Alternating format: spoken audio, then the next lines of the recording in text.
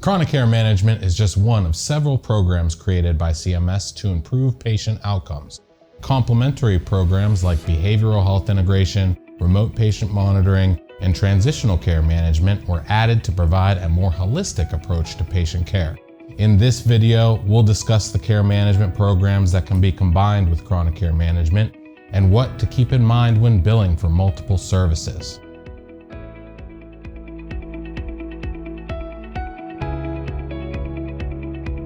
Hi, this is Seth from ThoroughCare. We specialize in sharing helpful Medicare-related content and helping practices manage, bill, and streamline reimbursements for value-based care programs. As Centers for Medicare Services intended, many programs are designed to be used in tandem, while some have specific rules for how they can be used together. First, let's look at CCM and Principal Care Management, or PCM. CCM focuses on patients with 2 or more chronic conditions expected to last at least 12 months. PCM provides services to patients with only 1 chronic condition. Because both programs deal with chronic conditions, it's important to understand if you can offer these programs together.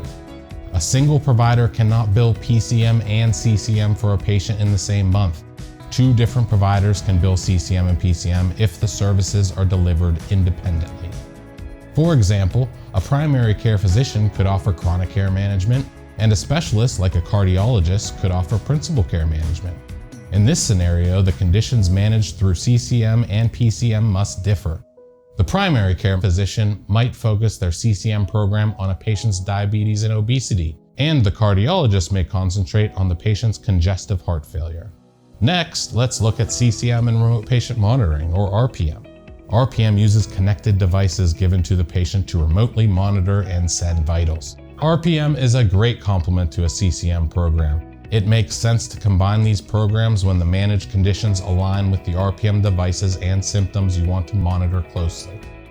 These may include, but are not limited to, obesity, hypertension, diabetes, and COPD. RPM is billed using device and time-based CPT codes and can be billed concurrently with CCM in a given month. Keep in mind that the time recorded cannot be used to bill for both programs and must be documented separately. So, if you're logging non-face-to-face time for a patient enrolled in both programs, you would need to log 20 minutes of CCM time separate from the 20 minutes of RPM time, accounting for at least 40 minutes. We suggest you start with CCM time since it pays more than RPM time. You'll want to account for all non-face-to-face time spent with your patients. This time adds up quickly when you note all of the work you're doing between visits. There's usually no problem getting to 20 minutes when adding this time to a monthly check-in call. Once the CCM time is filled, you can track RPM time for the month. For RPM, you'll want to track the time spent analyzing and interpreting the patient's incoming readings. You'll also need to provide a monthly outreach in order to properly bill for the RPM time code.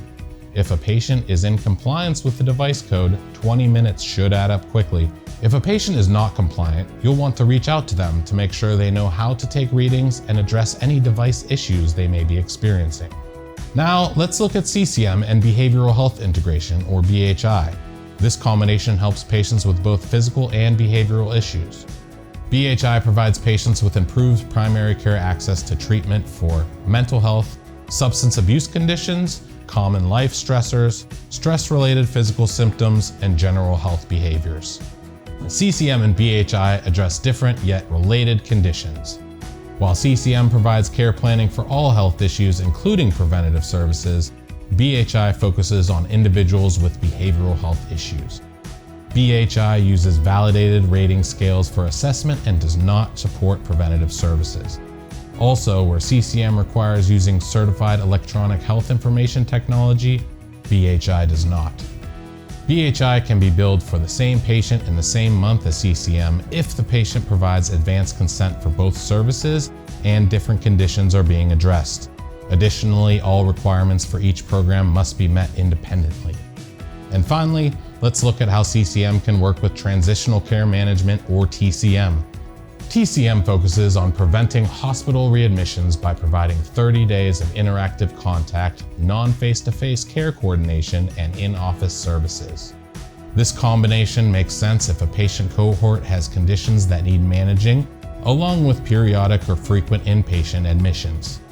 Take note that CCM and TCM days of service cannot overlap in 1 month. CCM service codes may be billed in the same calendar month, but only if the TCM service period ends before the end of that month, or the patient is billable for CCM in a month before the TCM begins. As you can see, there are many options for integrating chronic care management with other programs. While there are certain requirements to keep in mind, the additional revenue and improved outcomes make the effort worthwhile. So there you have it. Please click like and subscribe to our channel to learn more about the many value-based care programs we offer. Thanks for watching.